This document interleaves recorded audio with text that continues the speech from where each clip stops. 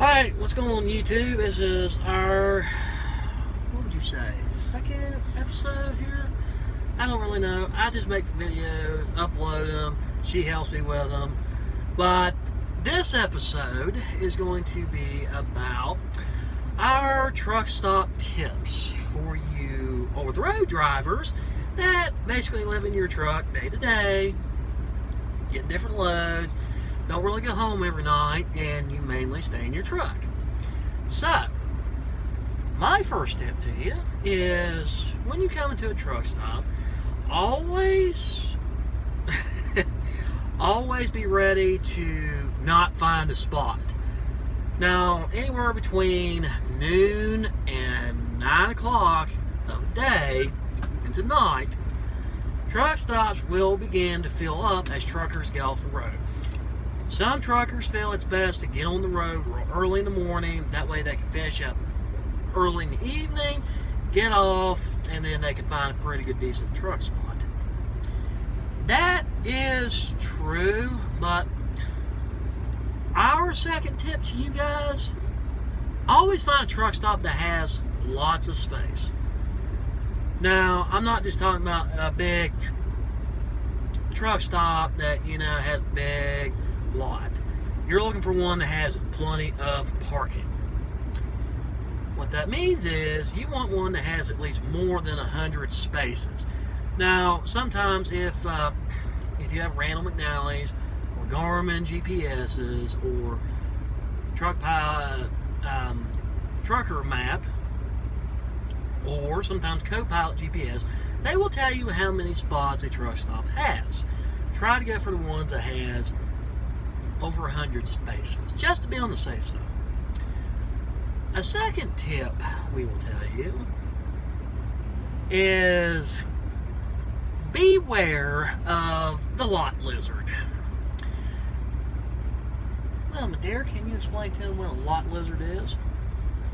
A girl that you find on the side of the road practically that's at a truck stop or works in a truck stop and that wears skimpy clothes or bats their little eyes, or half of them may be in their mid 30s, late 20s, but others might be in their teens. So watch what you get. But if you feel as though, hey, it's okay, I want me a good time, by all means, we're not telling you what to do. Go do your own thing. We're just telling you, beware of them, because they can come up to you and knock on your door or find you going into the fuel desk, go get a shower, things like that. You go in there, they find you.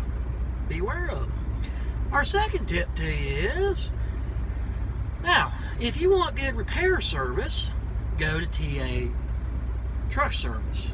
TA stands for Travel Centers of America.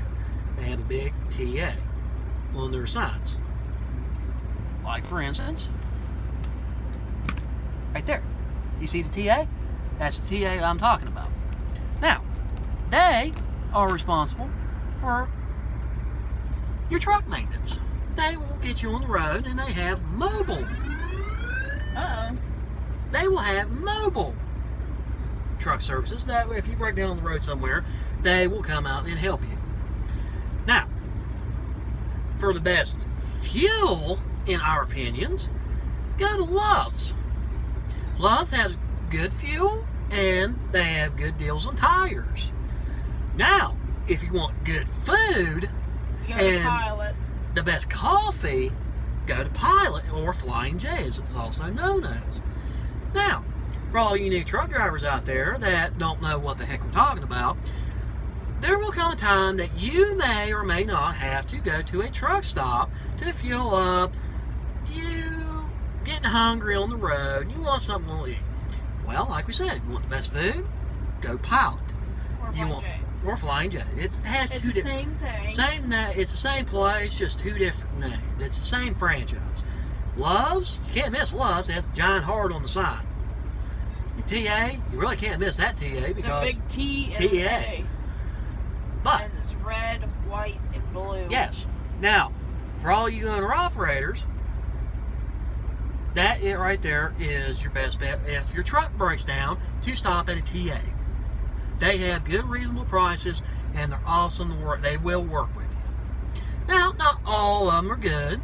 Of course, not every place is good. But just be careful and watch your prices. Now, I really don't recommend fuel from TA because it's watered down. It's watered down a little bit. Love's, in my opinion, has best fuel, the burn, because they range from regular fuel, diesel, to biodiesel, which is actually supposed to be more organic and easier to fuel up. Now, for you new truck drivers, always make sure, and this is also a helpful tip, when you fill your truck up, always check your DEF fluid, DEF. Now, on the side of your truck, there should be a blue knob, or blue, we call those? Fuel caps. Fuel caps, thank you. There should be a blue cap. There's where you put your DEF fluid in. Do not, for the love of God, do not put it in the fuel. You do, you're going to be on the road, on the side of the road, calling for help. Because I've heard stories of truckers actually putting DEF fluid in the fuel On accident, not paying attention. Now, sometimes, most of the time, the DEF fluid cap is near the front driver door. The fuel is all the way in the back. And conveniently, some of the newer trucks have it also labeled DEF fluid only. Yeah. Always get DEF fluid. Now, if for some reason, if the place you're at doesn't have DEF fluid, they do sometimes sell it in the store. I personally recommend Blue DEF. It is good DEF fluid. It's not cheap, but it is actual good DEF fluid. And if you are a company driver, then normally the company will pay for it. Exactly. They will. If you're a OTR, like with Swift, Knight, US Express, TMC, any of those over-the-road trucking companies, you will more likely get, maybe sometimes even, the dedicated folks get a fuel card. This fuel card is they sometimes pre-select your fuel stops for you, and you just enter your information, like your truck number, your mileage, your trip number, into their system. Like when you go to fuel up, you just insert your card, pull it out, and then you follow the instructions, and you get fuel. Now, another get a little helpful tip here. When you are fueling and you are done, do not, I repeat, do not just pull up and sit there for an hour while you go in there, get showers, get food, and stuff like that. Now, by all means, if you're hungry, thirsty, need to get in the bathroom, by all means, do it. But don't take too long to do it, because more likely there is another driver behind you that's fueling, and once he's done, he wants out. Now, I've seen multiple times, she has too, of truckers that just sit there, going inside the truck stop, get food, or decide, oh, I want to take a shower. Not realizing that there is other truckers behind them that are wanting to get out. And this is very aggravating to truck drivers who are on the clock. Now, remember that. All of us are on a clock. It may not be your clock, it may not be his clock, but we all are on a clock. Yes. Now, for parking, my recommendation, do not, unless you absolutely have to and do not have any other choice, do not back blindsided. Unless you have help. Unless you have help. Because more likely what you're going to do is, one, you're going to take out somebody's mirror. It's happened to us. It happened to us quite recently, actually, in Bennett, Colorado. Some over-the-road truck driver, owner-operator actually, decided he wanted to back in blindsided and took out our mirror while we was asleep. And yeah, that's why we do not recommend you back blindsided. No matter if you've been driving for 53 years and you've never hit anything, do not do it. One of these days, you're going to hit something. I don't even care if you've been driving for 76 years, like that apparent co-operator thingy person did. Apparently. But yet, you know what? He didn't even know the law.